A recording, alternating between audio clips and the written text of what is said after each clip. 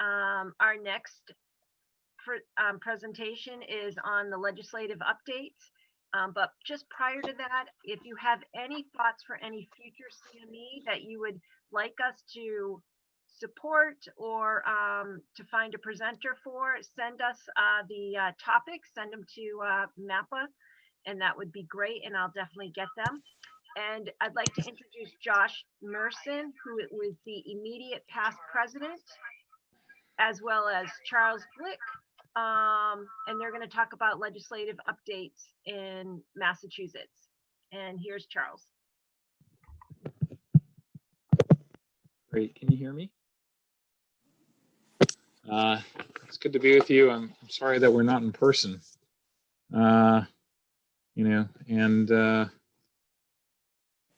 So let me just quickly introduce myself. I'm Charles Glick with Charles Group Consulting. I have the pleasure of working as the lobbyist on behalf of MAPA. I've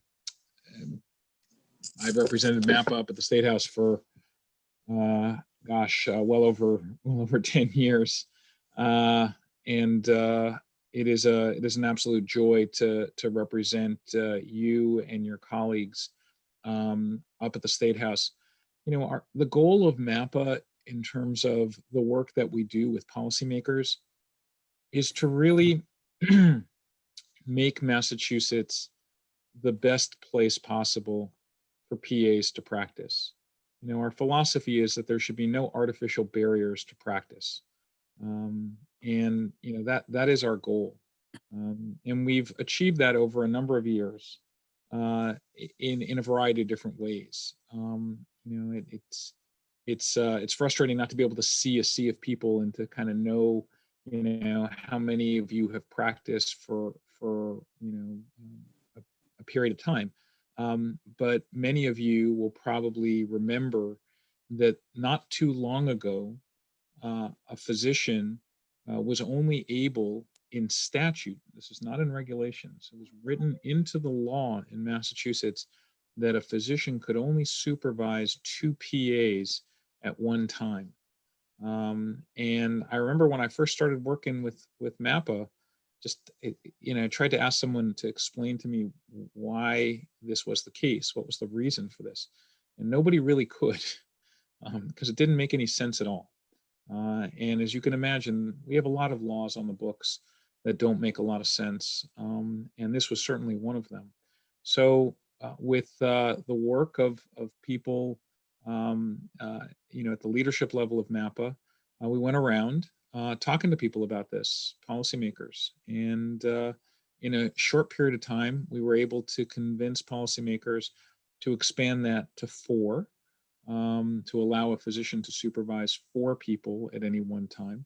And then not long after that, it was very quick that policymakers recognized that it made no sense to put an arbitrary number on this, and that was completely eliminated.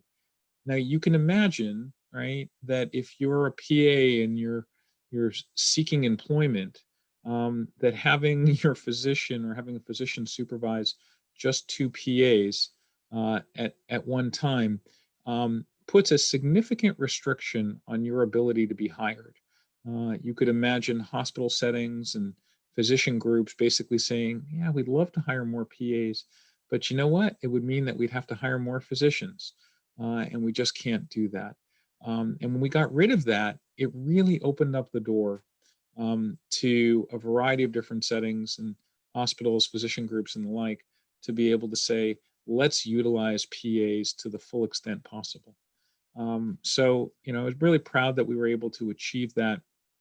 And over the years, we've done a number of pieces of legislation, made changes to law that have made Massachusetts a much better place for PAs to practice, and we shouldn't forget that. Whether it's allowing PAs to sign death certificates. I remember when, again, found out that a PA could pronounce somebody dead. You, sir, are dead, but I can't sign your death certificate. And you had families who, you know, would have to scramble along with the PA to find a physician to sign a death certificate because you couldn't have the funeral, you couldn't do a burial before you had the death certificate. And we made that case to policymakers, and we were able to make that change. Or return to play legislation, and the initial regulations on return to play excluded PAs. And originally DPH said to us, well, we excluded PAs because if a PA returned someone to play and signed off on that order, they would just have to have a physician sign off on it as well. And so that didn't make a lot of sense. And we, kind of scratched our head, sat down with DPH and said, do you realize that supervision doesn't work that way? And they finally got it, as did the legislature. And now PAs are included within the statute to allow for return to play. So, these are important pieces of legislation, things on the order of allowing PAs to be considered primary care providers, loan forgiveness, various things that we've been able to achieve over the years. And this is my sort of little commercial for MAPA, right? This is, and I'll talk a little bit in a moment along with Josh in terms of the things that we're working on. But I see a lot of professions out there who advocate with policymakers up at the State House. And as you know, there are other healthcare professionals that interact with you and with others that have larger numbers, and they're able to do some things that we may not be able to do. But little mighty MAPA has been able to achieve a lot on behalf of this profession. But we're only able to do it because we have a dedicated group of individuals who, in addition to doing their own practice and having their own lives, are able to devote a significant amount of time to advocating with policymakers. So my pitch to you is to, at the very least, make sure that you are a member of MAPA. That's a given. It will pay, your membership will pay for itself, as we continue to create more opportunities for PAs and make your life much easier in terms of practice. It is an absolute no-brainer that people should be members of MAPA. But I'd also invite you to join us and to participate with us in the advocacy efforts. We need more PAs to be able to advocate effectively. I will tell you that it has gotten much easier to advocate for MAPA and for PAs over the years. And that is because of all of you. As the profession has grown, policymakers have seen the profession up front. They've been treated by PAs, whether they were running the marathon and found themselves during the bombing in the tent being treated by PAs. Certainly under the pandemic, PAs have played an extraordinary role in helping to manage the pandemic and the needs that have resulted from that, or going into an emergency room, or even a so-called kind of urgent care center, where you encounter PAs. People have been treated by PAs and had very effective outcomes, and they get the work that you do. But we need more of you to join us as we continue to make the case for this profession. In terms of what we're working on now, right, MAPA filed 2 pieces of legislation this year. The first bill was a bill that would authorize psychiatric and substance abuse holds. It's a piece of legislation we've filed before. It unfortunately has not advanced, and it was placed into a study this year. But I think we made a very effective case, or at least the beginnings of an effective case with policymakers, to include PAs under psychiatric and substance abuse holds. Because as most of you know, PAs are not included or allowed to do those sections. And we know that there is a need out there, and it is necessary to include PAs. The challenge on this one is not because people say PAs are not qualified to do it. I think primarily, and Josh knows this too, it was very difficult for the Commonwealth to make inroads within, in terms of just, creating sections and allowing people to, to be held. It raises lots of civil liberty issues that are, go beyond, discussion of who is doing the hold. And I think policymakers are very weary of doing anything around Section 12 and Section 35, even if they recognize that PAs have been left off and need to be added. But we will continue to press forward, on this issue, and we'll refile that legislation at the beginning of the next session. The other piece of legislation that we filed was an act relative to physician assistants and non-competes. We have a law in the books in Massachusetts that prohibits non-competes in the workplace for healthcare providers. That includes physicians, nurses, psychologists, and even social workers. But PAs are not included in that. And there have been instances of where PAs have been prohibited from moving to another work setting because they had to sign a non-compete agreement, which is completely unfair. We've had more success with this piece of legislation. In fact, it is pending now in the House.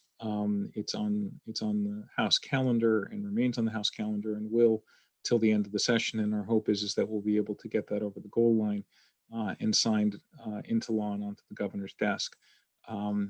Notably, the House sponsor of that bill is a freshman member, Representative John Santiago, who is an emergency room physician at Boston Medical Center, and works with PAs, supervises PAs, and has the highest regard for PAs. And he's been very engaged in this piece of legislation, and it's really exciting to work with him. Josh, is this a good point for you to kind of jump in and? Absolutely. So we could talk a little bit more. So those are the two bills that we originally filed at the beginning of this legislative session, which was in 2018 into 2019. That is currently coming to a close with this new election cycle. So we did file, as many of you know, those two separate amendments where we have an act putting patients first, which, as many of you know, was a little bit frustrating because we were left off of the bill produced by Governor Baker. And they used a very similar language in both the House and the Senate. The Senate did advance it first. That was put out by Senator Cindy Freeman. They passed their own version of it, which was fairly comprehensive, did have, unfortunately, some negative language towards PAs. The House brought up their own version of an act putting patients first. The sponsor of this bill wanted to keep this very, very narrow, and he did include some advancement for nurse practitioners, as well as improvements in telemedicine services across the Commonwealth. Unfortunately, with that, again, we were left off, and the amendments that we actually proposed due to the filer of that bill, Charles, correct me if I'm wrong with any of this, to the filer of that bill wanted to keep that very, very narrow. So that's currently, those two bills, the House version and the Senate version, are currently in committee right now. So I've heard many questions about, that NPs have it in practice. That's absolutely not the case right now. That has not been signed into law.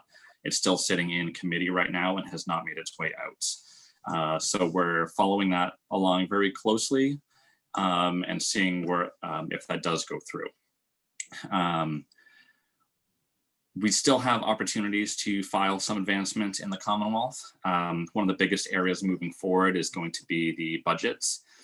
This has been a year like no other with COVID, where we've had essentially all legislative sessions shut down April-ish, late March, when this became the pandemic that it is. So they did actually extend sessions throughout the fall. And right now, the governor and both Ways and Means Committee in the House and Senate are both waiting on a more updated picture about their financial tax revenue heading into the end of the year. So we do have sponsors lined up to actually refile some of these bills, including changing the definition of the limited service clinic, which will allow PAs to actually work in the CVS Mini Clinic, potentially optimal team practice. If that doesn't get passed this year, we will file that again for this next legislative session, and we do already have sponsors lined up for both of those. And we'll see where this physician assistant non-competes language does go through.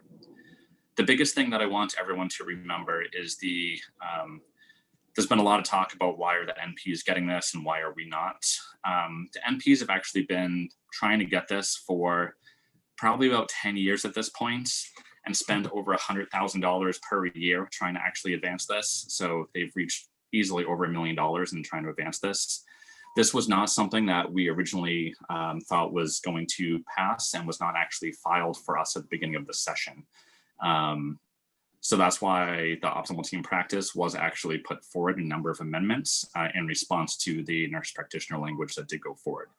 So we're about 8 to 10 years behind in filing some of this, and we're a lot of money financially behind in order to file some of this as well. So I just want to keep that into perspective.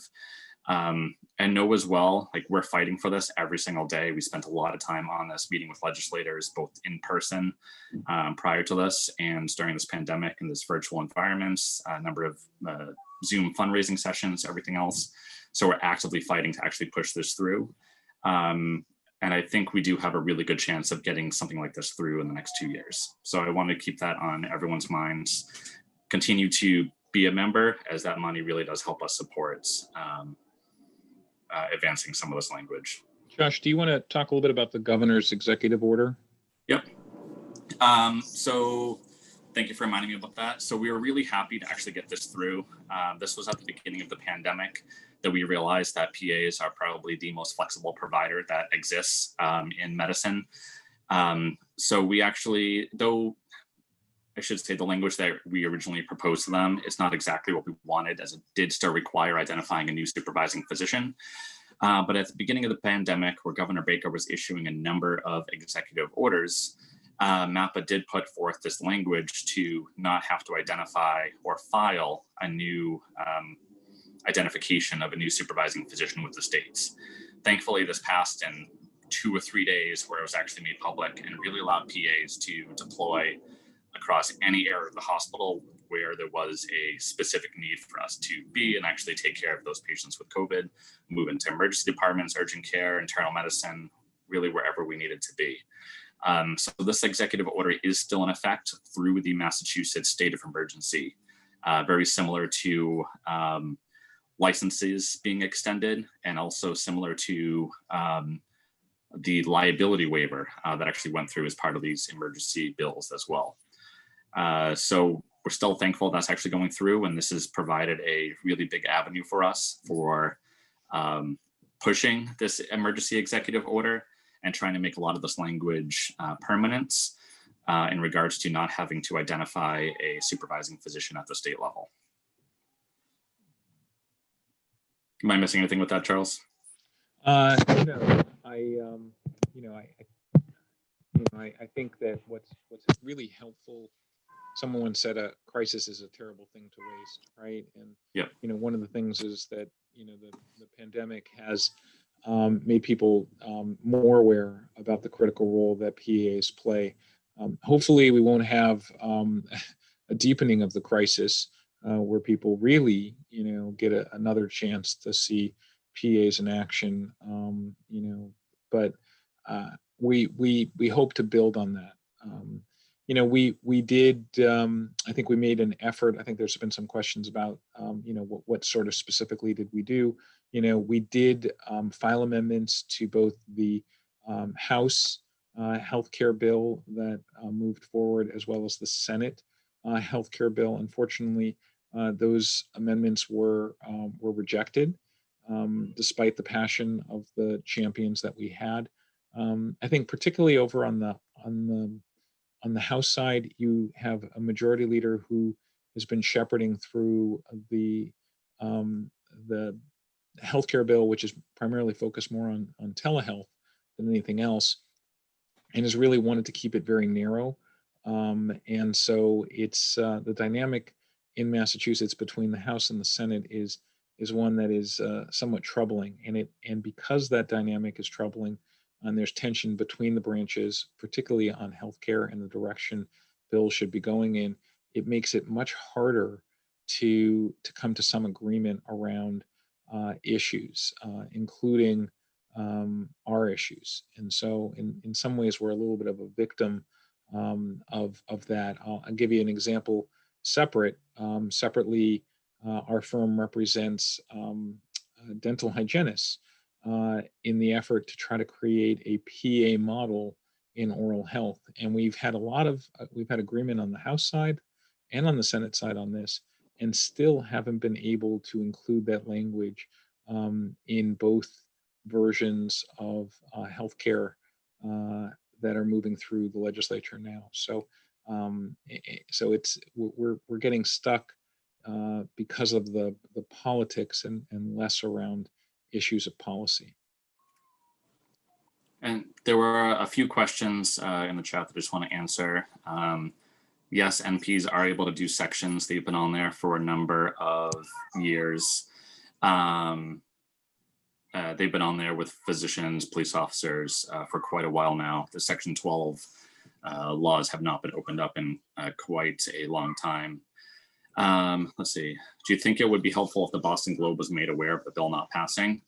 The Boston Globe, the Boston Herald, Commonwealth Magazine, State House News, they are all very, very aware of this bill. We've spent hours upon hours upon hours and hiring media consultants, working with the Charles Group to actually get some of these letters to the editor passed, opinion articles passed, anything written, and it has not been taken up. So I would say we've probably spent at least 70, 80 hours total trying to write and rewrite our view on some of these bills, and that how upset we were, and it hasn't been picked up. So I'll be honest, it's not for a lack of trying from MAPA. And we're still continuing to write, continuing to submit, and hoping that we can actually get something in. We would welcome, right, Josh? I mean, if someone has, the person who's asking the questions has some direct link to the Globe or any other media, by all means. The same thing on the question in terms of, would it be helpful to reach out to the governor? Absolutely. If someone has a connection to the governor where he could be made aware of this profession and wants to highlight it. By the way, the administration is aware of PAs in other ways, right? So, for example, a few years back, they reached out to MAPA, the Baker administration, around opioid addiction, and I know leadership within MAPA jumped at the chance to be a part of what Massachusetts was doing to address opioid addiction. I think in ways that other professions didn't jump as quickly. And I think the administration was very appreciative of the role that PAs played and continue to play in that realm. So I think that they have so much on their plate, right? The governor, the Secretary for Health and Human Services, that they don't have the bandwidth to fully appreciate what we're trying to do here. And anyone who can kind of help with that, by all means, that's very much welcome. Remember too, Governor Baker, he's able to do some executive orders, which he did for us during the pandemic, to not identify a new supervising physician. But remember that anything that he writes, especially some of these executive orders, are not temporary. It's not similar to the presidency where those are immediately effective into law.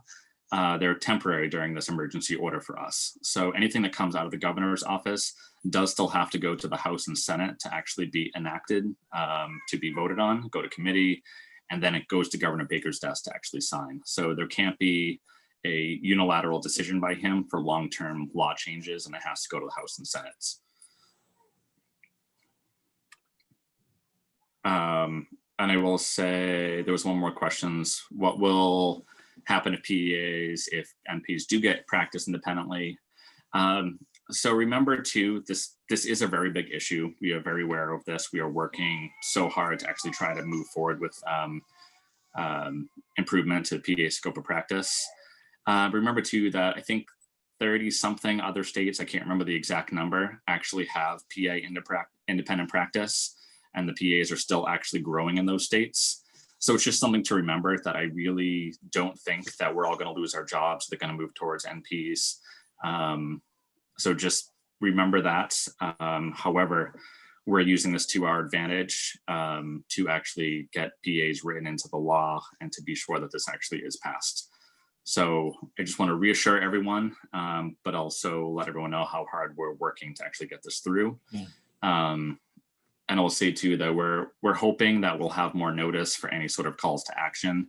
But just to give you a little bit more about the timeline during some of these, as the bill was released on a Friday and amendments were due over the weekends, less than 48 hours later, or Monday morning at noon. So we're hoping in the future with any amendments that we're able to give way more notice so that every PA has enough time to actually call into their elected officials. One of the I mentioned as well is APA is very aware of what's going on in Massachusetts. They actually did a fairly significant grassroots campaign where they actually targeted non-PAs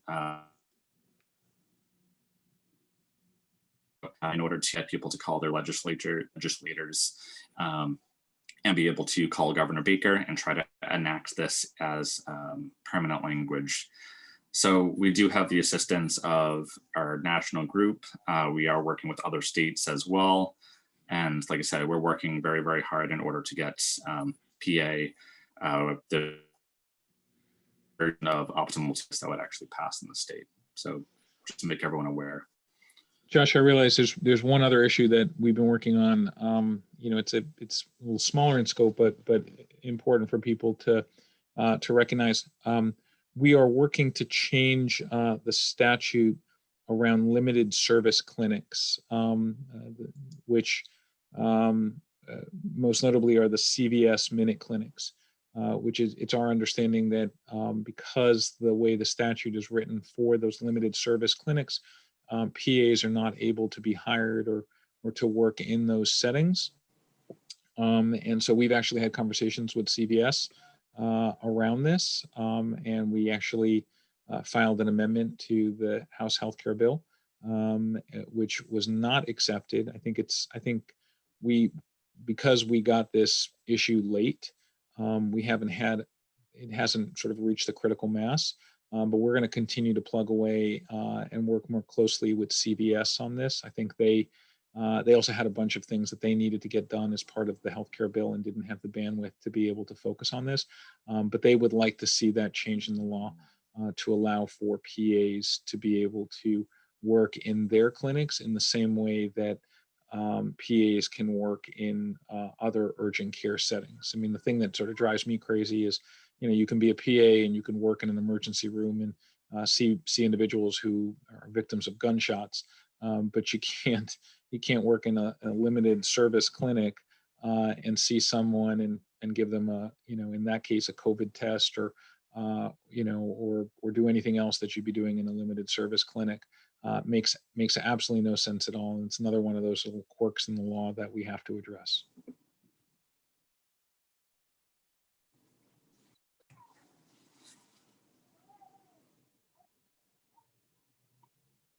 Okay.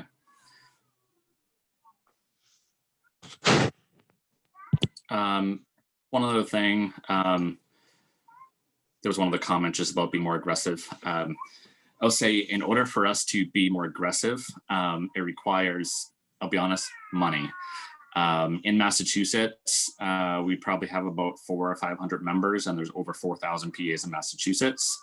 So it will actually require, we really need membership numbers in order to be able to really be able to fund some of our efforts at the State House. In addition to that, we are actually being, I will say, as aggressive as we possibly can. We've spent hundreds, if not thousands of hours actually doing directed lobbyist campaigns, donating monies from our PAC as much as we can. And we'll go over in the annual reports more about our financial picture. But we're trying to work as hard and as fast as possible in order to get some of these bills and amendments passed.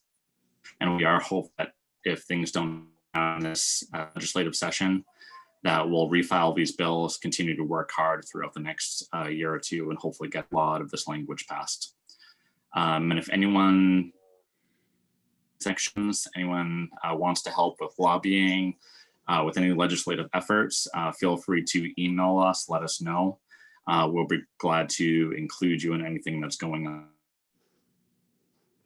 A little bit quiet with no true formal sessions that have been occurring in the House and Senate, though that is likely to expand within the next few weeks prior to the end of the end of the year, and as we go through Election Day on November 2nd, 3rd, whichever day it was.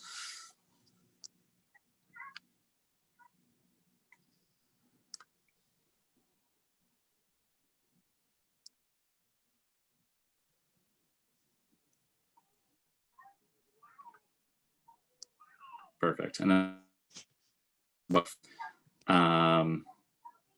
yeah, if you want to email either that email to me. Additionally, have considered doing other fundraisers before. However, it's very difficult in the virtual environment right now for a PAC. But again, if you check our websites, I think I'm breaking up a little bit there. If you check our website, there is a button there you can actually donate to the PAC in order to help us work with other legislators and elected officials. And I'm going to put my email in the chat. Okay, I guess that only goes to the panelists. You can change it to panelists and attendees. And Josh, I don't know if you're still with us, but you cut out when you were saying your email. So I don't know if you want to put it in the chat or just have us check the website.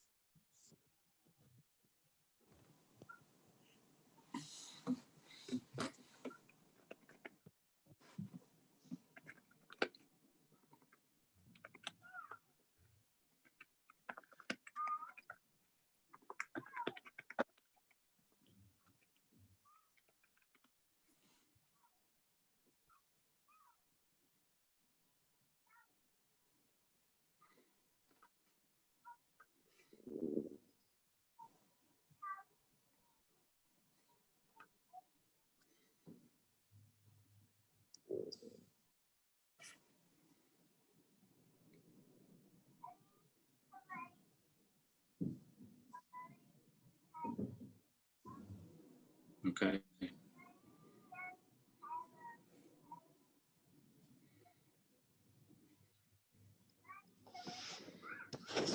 All right. Well, I want to thank Josh and Charles for taking the time to answer some questions, and thank everyone for your comments and your support.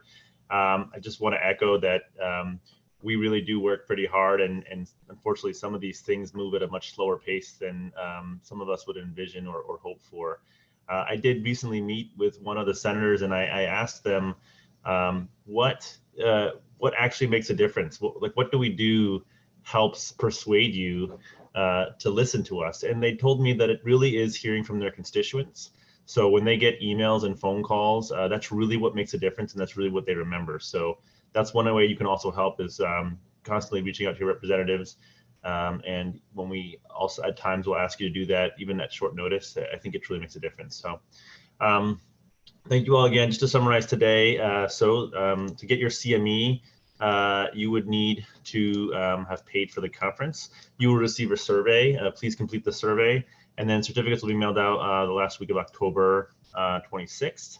And if you don't, please take this information below, and you can just email or call the MAPA office, and they'll be able to get that over to you should there be any reason you don't receive it. I think we can go to the next slide. And just to, as Josh mentioned, donating to the PAC is really one way that can help us get more involved, do more, advocate more. So please consider donating. And just a couple reminders. So we have the next conference coming up. March 20th is the date. It will also be virtual because it seems to have worked pretty well so far. And as Tia had mentioned, please email us with any topics you'd like to have. We rely on your input and try to bring topics that are not only up to date, but also pertinent to what you want to hear about. So please save the date and please email us with any requests. And then normally we follow this conference with a challenge bowl. We weren't able to do that this year. So we're actually holding an independent challenge bowl event for the students November 14th. That'll be virtual as well. We will send out additional details to follow, but we hope to see you there so you can root for your maybe prior school or your favorite school. There's many now in the state of Massachusetts, so we look forward to seeing you there. I think that's it. Thank you. We'll take a little bit of a break, maybe 5 minutes, and then we'll have the annual meeting. Anyone's welcome to attend. It'll be kind of a brief overview of the board and some recent updates and the financial status of MAPA and legislative events, which we covered kind of in depth for you this afternoon. So we'll see you in about 5 minutes.